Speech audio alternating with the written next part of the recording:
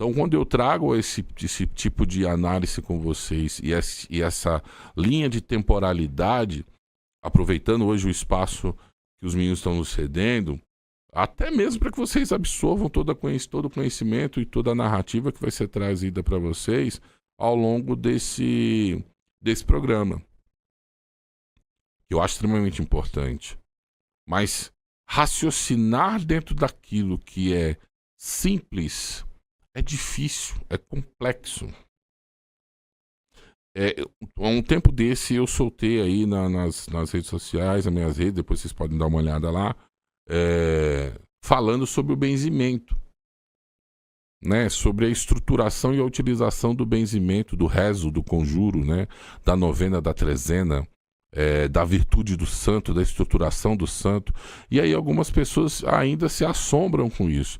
É muito engraçado, mas vocês utilizam a figura de Santo Antônio, vocês, quando eu falo algumas figuras importantes, e isso não é um questionamento, não é um julgamento, é uma observação.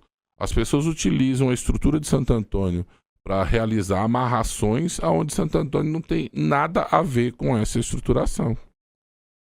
A figura de Santo Antônio dentro da dogmática católica cristã, ou seja, da figura mitológica que Santo Antônio tem, qual é a ligação dele com esse processo de amarração? Primeiro que Santo Antônio é um franciscano, ou seja, não tem nada a ver com essa questão. Né? O que houve foi uma lenda urbana, né, que foi caminhando e foi se tornando uma verdade. E essa verdade foi se tornando uma egrégora, que é uma força que se movimenta e mobiliza até os dias de hoje. Mas eu não posso utilizar uma trezena de Santo Antônio para poder abrir caminhos. Porque é um conjuro, é um rezo, é uma fala, é uma determinação. Eu não posso usar a oração do credo para poder quebrar uma força ou até direcionar um outro tipo de energia. Só quem faz isso é quem tem conhecimento. Mais do que conhecimento é ter amplitude de visão, onde ele tem a percepção da força e da magia que existe atrás daqueles rezos e rezas que as antigas já utilizavam. Porque eu fico imaginando como é que as pessoas identificam essas rezadeiras e essas benzedeiras. O que vocês acham que elas rezavam? O que vocês acham que elas praticavam curas? Porque já é sabido que todas elas exerceram um benefício para a humanidade. Principalmente para essa sociedade excluída e marginalizada. Eram elas que cuidavam dos seus males, eram elas que cuidavam das suas dores, eram elas que cuidavam das suas chagas, eram elas que cuidavam, às vezes, até do seu banzo, que é a doença da alma, né? A doença da tristeza, da sua panema.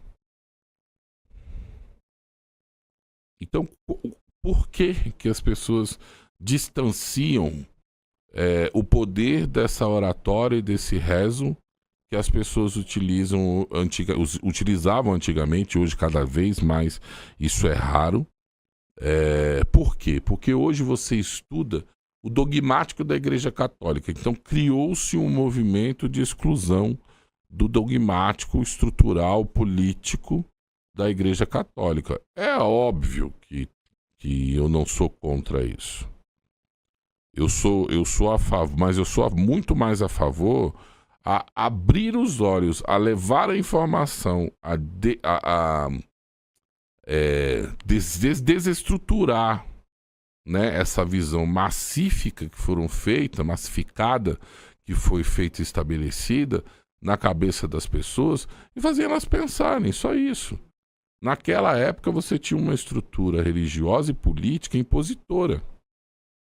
Por isso que a Igreja Católica foi talvez a instituição ainda é a instituição religiosa mais rica do planeta, no espaço territorial e tudo mais, mas ela não é a religião dominadora, ela não domina o globo inteiro. Isso as pessoas precisam compreender, isso as pessoas precisam desmistificar, né? Aonde o sincrético na época era necessário, mas houve e há muita magia envolvida por trás desse sincrético, né? Como se utilizava muito as rezas e orações para parto amarrado, né? Que as pessoas lembram, quem é da antiga aí vai lembrar que quando se tinha lá o cordão umbilical enrolado no pescoço, as pessoas faziam novenas, trezenas, amarravam a fita aos pés de Nossa Senhora do Parto, faziam as orações, amarrava a fita na barriga da pessoa, da mãe, né? Para que aquele laço, ou seja, para aquele nó, para que o cordão umbilical se desembaraçasse.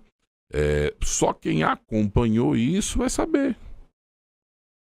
Só que a nossa sociedade hoje, ela resolve excluir. Então, assim, ó, não serve. Hoje eu não preciso mais excluir. Não é assim. É a sua história, cara. Por mais que ela tenha sangrado e doído, é a sua história. Ela tem que ser contada.